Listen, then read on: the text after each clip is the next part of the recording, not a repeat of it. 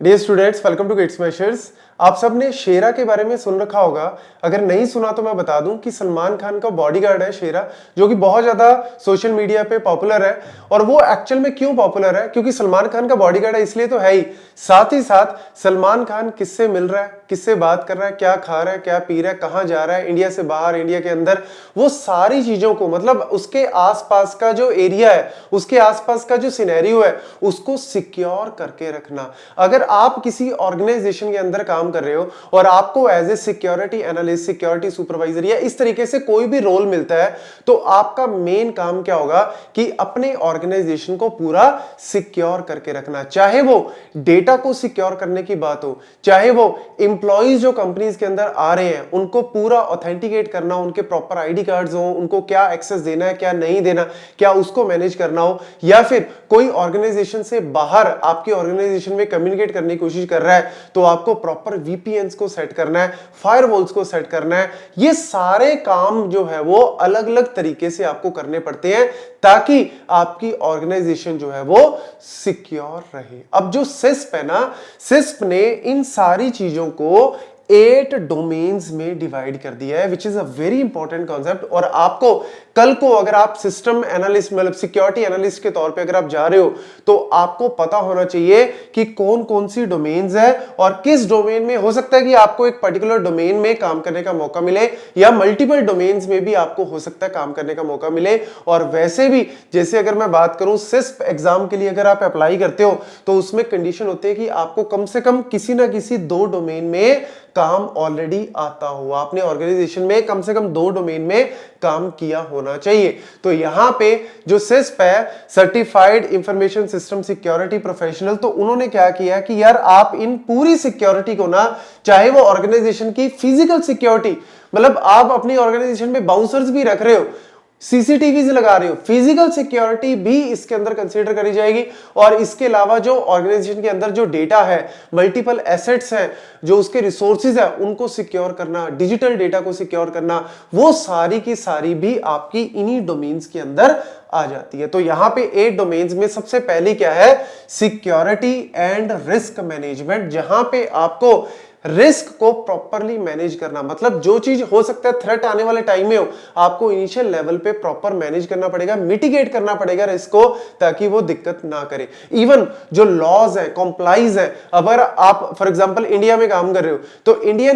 के जैसे अभी आपको पता है 2023 में एक्ट आया था, डेटा प्रोटेक्शन एक्ट, और उसके अंदर जो सारे रूल्स बनाए हैं, अब आपकी ऑर्गेनाइजेशन हो सकता है 2019 में बनी हो, अब 2019 में ये डेटा प्रोटेक्शन लॉ तो था ही नहीं, तो आपने कुछ ना कुछ पॉलिसीज बनाई होंगी अपनी ऑर्गेनाइजेशन में, एम्प्लॉय से रिलेटेड या क्लाइंट से रिलेटेड या यूजर से रिलेटेड। तो हो सकता है अब 2023 में जो लॉ आया उसके हिसाब से आपको अपडेट करनी पड़े।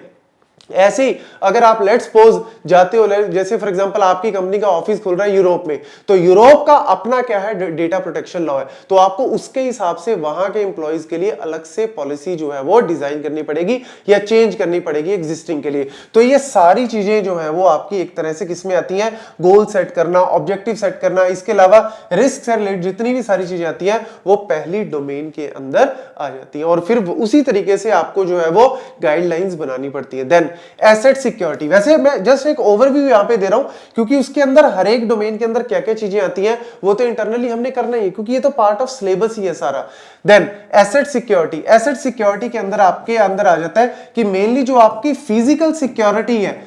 कि कौन आ रहा है एम्प्लॉय, कौन आपके ऑर्गेनाइजेशन में एंटर कर रहा है, कौन बाहर जा रहा है, वो तो है ही, साथ ही साथ डिजिटल, दोनों चीजें जो है वो बहुत ज्यादा इंपॉर्टेंट रोल प्ले करती हैं कि डिजिटल में आपके जो डेटा से रिलेटेड जो सिक्योरिटी की, कैसे आप एनक्रिप्ट करके डेटा को रखोगे, कम्युनिकेट कर रहे हो डेटा को, तो प्रॉपर जो है वो आपका डेटा एनक्रिप्शन के थ्रू जाना चाहिए, वो सारी चीजें आपकी यहां पे हैंडल होती हैं। Then security architect and engineering, तो सिक्योरिटी आर्किटेक्ट एंड इंजीनियरिंग में मेनली कॉन्सेप्ट आता है ऑप्टिमाइजेशन का, कि ऑलरेडी अगर आप कुछ चीजें लगा रहे हो, ऑलरेडी आपने कुछ चीजें बनाई हुई हैं, तो उसको ऑप्टिमाइज करना ताकि टाइम कम में बेटर रिस्पांस आपको मिले, या फिर आपको कह दें कि यार आपको ये एक पर्टिकुलर लैब को सेटअप करना है, ये पर्टिकुलर चीज को सेटअप करना है, तो फायरवॉल्स हैं, आईडीएस सिस्टम्स हैं, या फिर डीएमजेड्स बनाने हैं, वो सारी चीजें आपको जो है वो ऑप्टिमाइज तरीके से यहां पे बनानी आनी चाहिए। Then communication and network security, अब इसके अंदर वही आ जाता है जी आपका कि बाहर कोई एम्प्लॉय है या कंपनी कंपनी के अंदर कोई इंप्लॉई है और आपस में वो कम्युनिकेट कर रहे हैं तो सिक्योर चैनल के थ्रू होना चाहिए।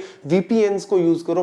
प्रॉपर जो है वो प्रॉक्सीज जो है किस तरीके से फायरवॉल्स को यूज करना है, वो सारी चीजें आपकी नेटवर्क को कैसे सिक्योर करना है ताकि आपकी ऑर्गेनाइजेशन से अगर डेटा बाहर जा रहा है और आपकी ऑर्गेनाइजेशन में डेटा आ रहा है बाहर से तो वो आपकी ऑर्गेनाइजेशन की चीजों को इफेक्ट ना करे। आपका ऐसा ना हो कि बिजनेस कंटिन्यूटी के ऊपर इफेक्ट हो जाए, आपका काम जो है वो ठप हो जाए। तो ये सारी चीजें मैनेज करनी पड़ती है। डोमेन 5 में आइडेंटिटी एंड एक्सेस मैनेजमेंट, जहां पे मेनली आ जाता है जैसे आपके ऑर्गेनाइजेशन में जितने भी इंप्लॉइज हैं उनको किस तरीके से ऑथेंटिकेट करना है, या तो फिंगरप्रिंट के थ्रू, कोई कार्ड्स के थ्रू करना है, कैसे वो एक्सेस कर सकते हैं एक पर्टिकुलर चीज को। और एक्सेस में भी ऐसा नहीं कि कोई भी बंदा कहीं पे भी जाके एक्सेस कर सकता है। देयर आर लिखा होता है ना कि दिस एरिया इज प्रोहिबिटेड या you can not go, only managers can go inside this. तो ये सारी चीजें जो है वो एक्सेस मैनेजमेंट के अंदर आती हैं कि किस बंदे का क्या रोल है और उसको कितनी प्रिविलेज देनी है, कितना उसको एक्सेस देना है। सीईओ है तो क्या प्रिविलेज है, मैनेजर है तो क्या है जी, एंड यूजर है तो क्या है। इस तरीके से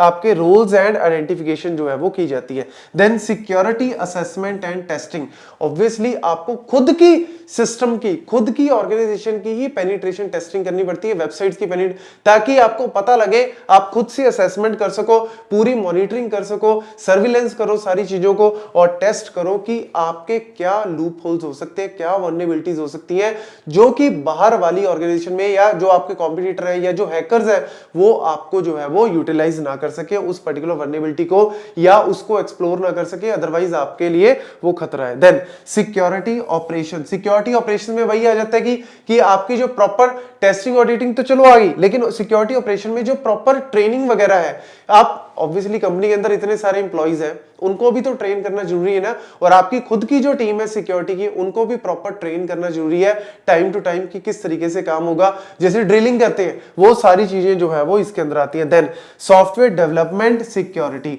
अब आप तो सिक्योरिटी मैनेज कर रहे हो लेकिन आपकी ऑर्गेनाइजेशन में जो वेब पेजेस पे काम कर रहे हैं, वेबसाइट्स पे काम कर रहे हैं, मोबाइल एप्स पे काम कर रहे हैं, जो ये सारे एप्लीकेशन को, आपके ऑर्गेनाइजेशन की एप्लीकेशन को या थर्ड पार्टी का आपने अगर प्रोजेक्ट लिया हुआ है उसको डिजाइन कर रहे हैं, उसके ऊपर कोडिंग कर रहे हैं, तो सेफ कोडिंग होनी जरूरी है। ऐसा ना हो कि कहीं से भी पैच उठा के आपके ऑर्गेनाइजेशन में आपकी वेबसाइट पे लगा दी और कल को वही आपके लिए दिक्कत कर जाए। तो इसीलिए कोडिंग जो है वो सेफ तरीके से होनी चाहिए। सीक्वल इंजेक्शंस या फिर आपकी क्रॉस साइट स्क्रिप्टिंग, वो सारी रेगुलर बेसिस पे आपको as a security supervisor, as a security analyst या एज ए आपके चीफ इंफॉर्मेशन सिक्योरिटी की तरह अगर आप काम कर रहे हो तो आपके अंदर बहुत सारे इस तरीके से मैनेजर्स हो गए, उनको प्रॉपरली गाइड करना जरूरी है ताकि आप अपनी जो एप्लीकेशन, अदर टीम्स भी काम कर रही है ना, तो वो भी आपके लिए खतरा हो सकता है, क्योंकि जरूरी नहीं कि आपकी रिस्पॉन्सिबिलिटी है। बाकी बहुत सारे लोग हैं कि कुछ टेस्टिंग पे काम कर रहे हैं, कुछ एचआर के बंदे हैं जी,